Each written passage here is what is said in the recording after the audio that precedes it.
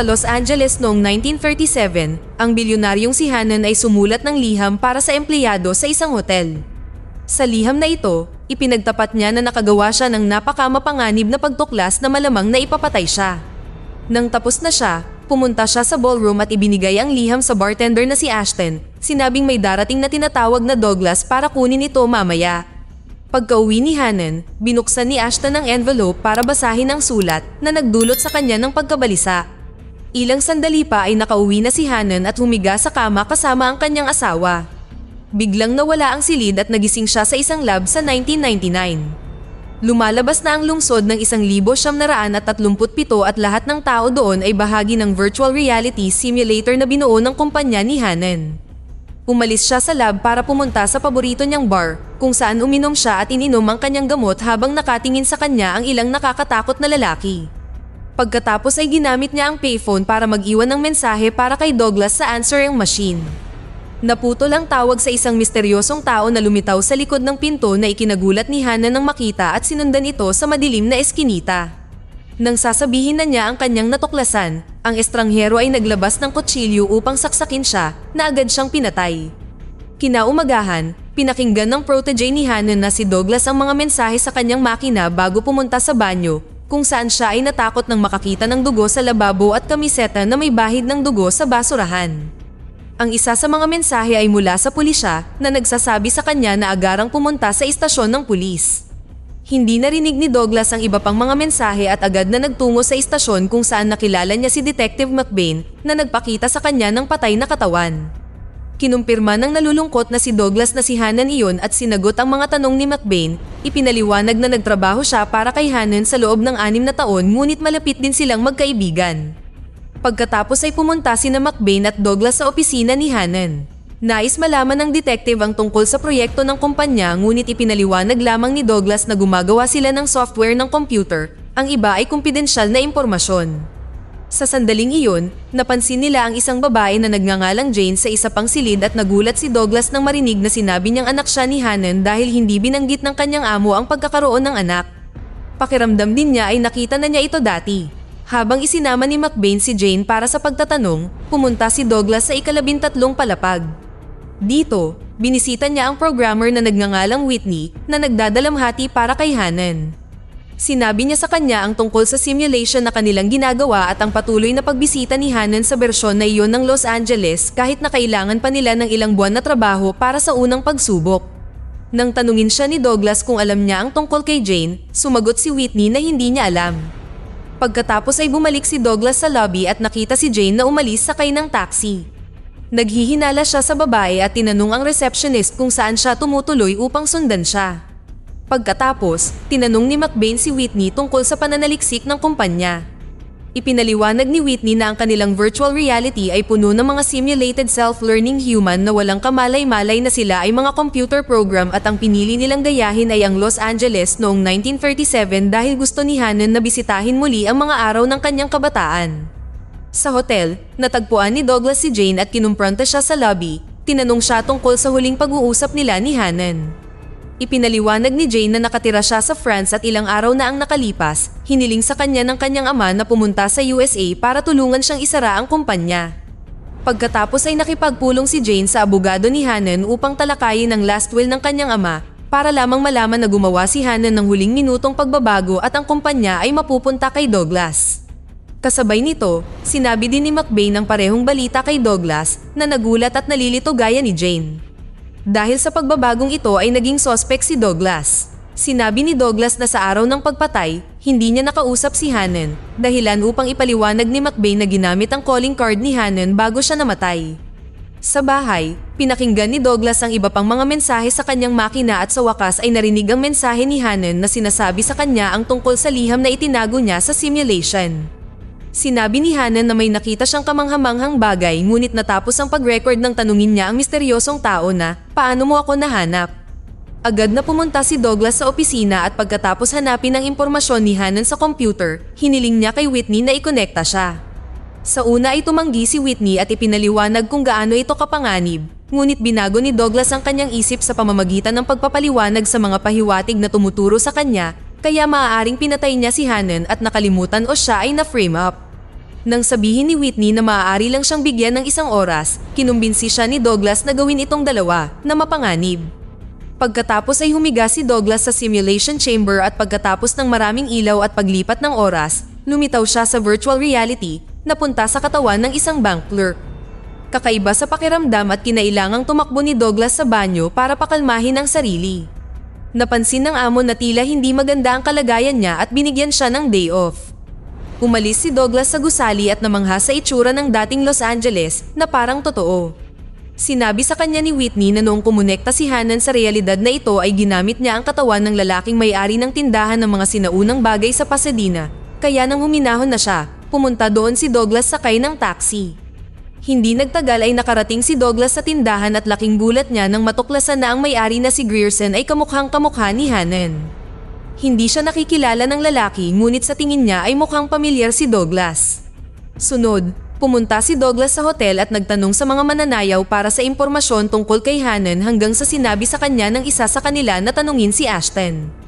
Gulat na gulat si Douglas nang makitang katugma ng mukha ni Ashton si Whitney ngunit hindi ito nagkomento, sinimulan na lang niyang magtanong. Ipinaliwanag ni Ashton na si Hannon ay regular na kliyente at palagi siyang pumupunta dito para sa mga dalagita na ikinagulat din ni Douglas. Nang magtanong siya tungkol sa liham, nagkunwari si Ashton na hindi niya alam kung ano ang sinasabi niya. Biglang nakaramdam ng sakit si Douglas dahil malapit nang maubos ang kanyang oras, kaya tumakbo siya sa banyo habang nagsisimulang makaranas ng seizure ang kanyang katawan. Sa 1 segundo lang ay nagising si Douglas sa lab na nakakaramdam pa rin ng sakit habang sa simulation. Napansin ni Ashton na ang katawan na ginamit ni Douglas ay hindi alam kung nasaan siya o kung paano siya nakarating doon. Sa lab, tinulungan ni Whitney si Douglas na huminahon at pinagalitan siya sa pagpili ng 2 oras. Gayunpaman, bumuti ang kanyang kalooban nang sabihin sa kanya ni Douglas kung gaano kaganda at totoo ang virtual reality. Sa kasamaang palad, muli siyang nagalit nang malaman niyang ginagamit ni Hannon ang virtual reality na ito para sa mga babae. Naputol ang pag-uusap ng ibalita ng gwardya na may naghahanap kay Douglas sa lobby.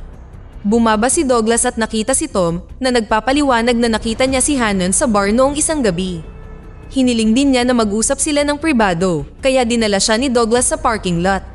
Pagkatapos humingi ng pera, sinimulan ni Tom na bugbugin si Douglas habang inaakusahan siyang kinuha si Hannon. Ipinagtanggol ni Douglas ang sarili at lumaban, binasag ang ulo ni Tom sa bintana ng kotse. Tinawag ni Tom si Douglas na baliw at bahagi ng Most Wanted sa Amerika bago tumakas. Maya-maya ay tinawagan ni Douglas si Jane at inanyayahan siya sa hapunan. Sinabi niya sa kanya ang tungkol sa mensahe na iniwan sa kanya ni Hannon, ngunit hindi niya maalala kung nakita o nakausap niya si Hannon noong araw ng kanyang kamatayan. Pinayuhan ni Jane si Douglas na sabihin ang lahat sa pulisya at lumayo sa simulation na maaaring nagdudulot ng problema sa memorya. Iniisip ni Douglas na nakilala niya si Jane noon ngunit tumanggi itong pag-usapan ang kanyang nakaraan. Hiniling niya kay Douglas na sumayaw at sa wakas ay inamin niyang sa palagay niya ay kilala niya rin siya. Matapos ipaliwanag na ang parehong pakiramdam na nagkita na sila noon ay maaaring tanda ng love at first sight, naghalikan sina Jane at Douglas. Nang gabing iyon ay pumunta ang mga pulis sa apartment ni Douglas upang arestuhin siya bilang pangunahing sospek sa kaso ni Hannon. Sa istasyon, ipinaliwanag ni McBain na ang kotse ni Douglas ay natagpuan sa security footage ng bar kung saan nangyari ang pagpatay. Ang paniniwala ng detective ay pinatay ni Douglas si Hannon upang pigilan siya sa pagsasara ng kumpanya. Sinabi rin ni Tom sa pulisya na nakita niya si Douglas na umalis sa bar kasama si Hannon, ngunit ilang oras na ang nakalipas, natagpuan ng mga pulis si Tom na patay na. Nagpalipas ng gabi si Douglas sa kulungan ngunit sa umaga, pinalaya siya ni Jane sa pamamagitan ng pagpapakita ng alibay para tulungan siya.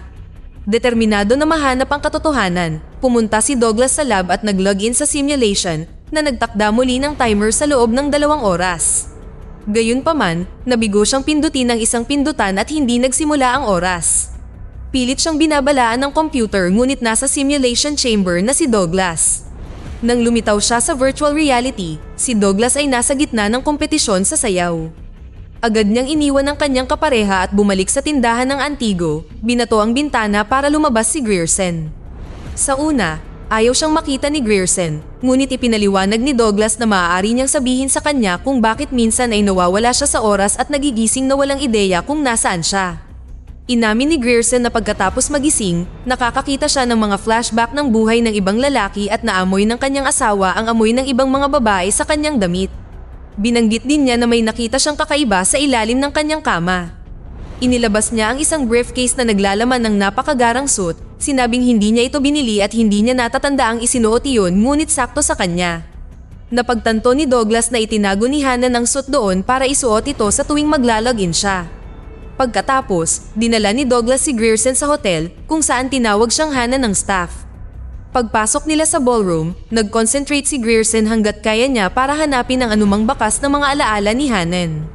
Nang makita ang mga babae, naalala niyang nagbigay ng sulat si Hannah sa isang lalaki. Nang ituro ni Grierson ang bartender, napansin ito ni Ashton at mabilis na lumabas ng silid. Sinundan siya ni Douglas sa locker room kung saan sinurpresa siya ni Ashton mula sa likuran gamit ang baril. Inamin niyang nabasa niya ang sulat na nagpaunawa sa kanya na isa lamang siyang artipisyal na likha. Sinunod ni Ashton ang mga tagubilin mula sa liham ni Hannah at nagmaneho patungong Tucson, nilampasan ang bawat harang na sumusubok na pigilan siya. Sa Tucson, nakita niya ang gilid ng mundo na nagpaunawa sa kanya na ang realidad niya ay peke. Gusto niyang malaman kung bakit ginugulo ni Hannah at Douglas ang isipan ng mga tao at hiniling kay Douglas na ipakita sa kanya kung ano ang tunay na totoo. Tumatawa na parang baliw, binaril ni Ashton si Douglas sa balikat at binti. Nang handa na itong barilin siya sa ulo, sinuntok siya ni Douglas at tumakbo palayo. Naganap ang habulan habang si Ashton ay patuloy na nagpapaputok kung saan-saan at nagtataka si Douglas kung bakit hindi pa rin natatapos ang simulation. Sinundan ni Ashton ang bakas ng dugo papunta sa swimming pool at nahuli siya ni Douglas sa pamamagitan ng sorpresa at sinimulan siyang bugbugin. Kinuha niya ang baril ni Ashton at inilagay sa bibig niya habang tinatanong kung nasaan ang sulat, kaya iniabot ito ni Ashton sa kanya. Gayunpaman, ito ay bitag upang salakayin siyang muli at sinimulang iuntog si Douglas laban sa haligi. Parehong nahulog sa tubig ang dalawang lalaki at sinuntok pa ni Ashton si Douglas bago sinubukang lunurin siya. Nang malapit nang huminto si Douglas sa paghinga, hinila siya ni Whitney palabas ng simulation. Ang pagkakita sa mukha ni Whitney ay naging dahilan upang suntukin ni Douglas ang kanyang kaibigan bago napagtantong nasa bahay na siya. Pagkatapos, sinabi ni Douglas kay Whitney na ang lahat ng tao sa simulation ay kasing totoo nila na may sariling buhay at damdamin. Sa palagay niya ay hindi nila dapat ginugulo ang kanilang mga isipan at ang proyekto ay isang pagkakamali. Sinubukan ni Whitney na kumbinsihin siyang nakaprogram lang talaga sila sa ganoong paraan, ngunit biglang umalis si Douglas. Sa hotel, nakita ni Douglas si McBain na naghihintay para sabihin sa kanya na naglaho si Jane. Pagkatapos ng maraming pananaliksik, kinumpirma ni McBain na walang anak si Hannah at walang babaeng may pangalan ni Jane sa USA o France. Dahil sa pag-aalala, hinanap ni Douglas ang taxi driver na naghatid kay Jane ilang araw na ang nakalipas at binayaran siya bilang kapalit ng impormasyon. Nagpahatid pala si Jane sa kalapit na lugar, kaya binisita ni Douglas ang bayang iyon at nagtanong-tanong hanggang sa matuklasan niya na ang katawan na ginamit ni Jane ay isang cashier sa grocery store. Nang pumasok si Douglas ay hindi siya nito nakilala ngunit inamin ng babae na pamilyar siya. Habang nasa isip pa rin ang kwento ni Ashton, sinundan ni Douglas ang rutang inilarawan sa liham at dumaan sa harang bago nahanap ang dulo ng mundo. Nagulat siya nang matuklasan niya ang pader ng code at wireframe na nangangahulugang ang kanyang realidad na 1999 ay kasing peke ng 1937. Nangangahulugan din ito na hindi rin siya totoo. Samantala, nahanap ni McBain ang cashier na kamukha ni Jane, ngunit hindi siya nito nakikilala. Nang ipasuri ni McBain sa kanyang opisyal ang kanyang mga record, nalaman niyang napansin ng kanyang mga kaibigan na siya ay lumalabas magdamag at natutulog buong araw. Sa sandaling iyon ay pumasok si Jane sa katawan na iyon at nakita niya si McBain sa labas, kaya nagtago siya at tinawagan si Douglas upang hilingin na makipagkita sa kanya sa opisina ni Hannah. Nang magkita sila, sinabi ni Jane kay Douglas ang buong katotohanan. Mayroong libu-libong virtual na mundo, ngunit ito lamang ang lumikha ng simulation sa loob mismo ng simulation. Hindi pinatay ni Jane si Hannah, ipinadala siya pagkatapos ng kanyang kamatayan upang magpanggap na anak niya at magmana ng kumpanya. Isasara na sana niya ito, ngunit niloko niya sila sa pamamagitan ng pagbabago ng kanyang last will. Sinaksak ng katawan ni Douglas si Hannah ngunit nangyari ito habang kinokontrol siya ng tunay na tao na gumagamit ng simulation na nagkataong si David, ang asawa niya. Ipinaliwanag ni Jane na naadik ang kanyang asawa sa simulation at napinsala siya nito sa pagiging mapang-abuso. Iniisip niya na mula nang makita ni Douglas at Hanan ang gilid ng mundo, pinatutunayan nito na mayroon kaunting kaluluwa sa kanila at totoo. Mula nang magsimula ang simulation, pinapanood ni Jane si Douglas at nahulog ang loob sa kanya. Iginiit ni Douglas na hindi siya totoo at hindi maaaring mahalin, kaya hinalikan siya ni Jane at nagibigan. Samantala, ikinonekta ni Whitney ang kanyang sarili sa virtual reality at lumitaw sa katawan ni Ashton habang nagmamaneho siya. Mabilis na umiwas si Whitney sa trapiko ngunit nauwi pa rin sa pagbangga sa ilang mga kahon at lata. Habang tinitingnan niya ang kanyang bagong katawan sa salamin, pinalibutan siya ng mga pulis at hiningi ang kanyang lisensya. Hinanap niya ito sa glove box at nakakita ng baril na mabilis niyang itinago bago kinuha ang wallet ni Ashton. Nakita ng pulis ang lisensya at naniwala sa kwentong dumulas ang kotse sa ulan, kaya hinayaan niya si Whitney. Gayunpaman, nang aalis na siya, nakarinig siya ng ingay sa likod ng sasakyan. Pinabuksan ito ng opisyal kay Whitney at nakitang nakatali ang dumudugong katawan ng bank teller. Sinubukan niyang arestuhin si Whitney na napaatras sa gulat at aksidenteng nabangga ng isa pang sasakyan. Sa sandaling iyon ay nagtapos ang timer at nagising si Whitney pabalik sa lab, gayunpaman, hindi niya alam kung paano gamitin ang mga automatikong pinto at patuloy na itinutulak ang mga bagay. Napansin ng gwardya ang kakaibang pag-uugali na ito sa security camera at tinawagan si Douglas para balaan siya. Pagkatapos umalis ni Douglas papuntang lab, tinawagan ni Jane si McBain. Makalipas ang ilang minuto, dumating si Douglas sa gusali ng kumpanya at natagpuan ang gwardya na walang malay sa lupa at nawawala ang baril. Pagkatapos ay tiningnan niya si Whitney na tumatawa sa TV na para bang ngayon lang ito nakita.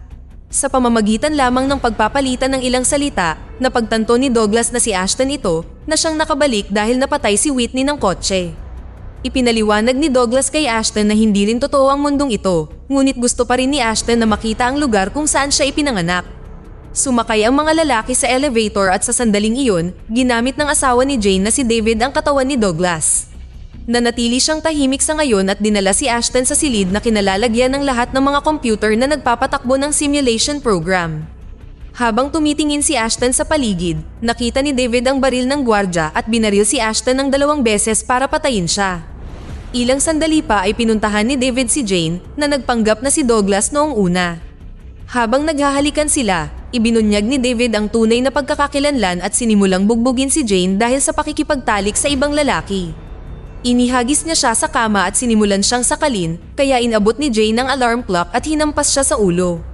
Nagsimula siyang tumakbo nang magpaputok si David, nagmamadaling pumasok sa elevator. Nang subukang hawakan ni David ang pinto, hinampas niya ang kamay nito hanggang sa bumitaw. Si David na galit ay nagsimulang bumaril sa pinto ng elevator ngunit hindi tumagos ang mga bala. Nang makarating si Jane sa lobby, natuklasan niyang nakalak ang pintuan sa harap. Di nagtagal ay naabutan siya ni David at naghanda sa pagbaril, ngunit hindi siya tinamaan at sa halip ay nabasag ng bala ang bintana. Lumalabas na dumating si McBain dahil tinawagan siya ni Jane at sakto namang binaril si David. Pinlano niya ang pagkamatay ng kanyang asawa sa katawan ni Douglas upang ikulong ang kanyang kamalayan sa realidad na ito. Ngayon ay alam na ni McBain ang katotohanan at hiniling sa kanya na huwag nang magpapadala ng higit pang mga tao mula sa kanyang mundo sa realidad na ito. Ilang sandali pa ay nagising si Douglas sa tunay na katawan ni David at tumingin sa bagong lugar, nakita sa pahayagan na ang kasalukuyang taon ay 2024. Nagising din si Jane at ipinakita kay Douglas ang mundong ginagalawan niya. Kinamusta rin niya ang kanyang ama sa beach, ang mukha na ginamit sa pagdisenyo kay Hanan. Dito na nagtatapos ang ating kwento. Sana ay nagustuhan nyo. Mag-subscribe na kung hindi ka pa nakasubscribe, pindutin na rin ang notification bell at like button upang matulungan ang channel at mag-iwan na rin ng komento. Maraming salamat sa panonood.